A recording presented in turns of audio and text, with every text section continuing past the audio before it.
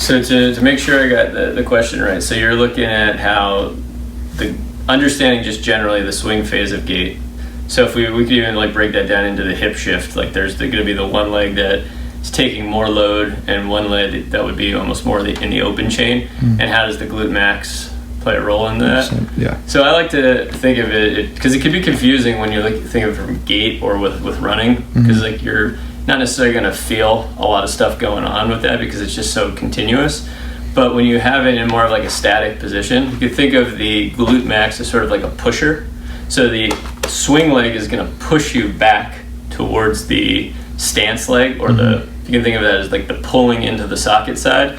This is going to be my reaching side. So the Glut Max is going to create an external rotation, but it's also going to offload this leg even more to push it back into this side.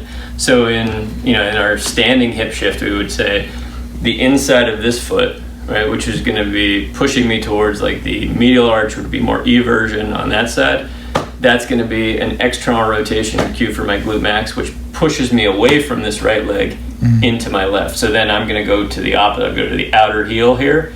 I'm going to use my hamstring, which is like a pulling muscle, to pull up into the socket. The adductors will pull me up into the socket. So this is empty, but in order to really get on this leg, I use my glute a little bit more.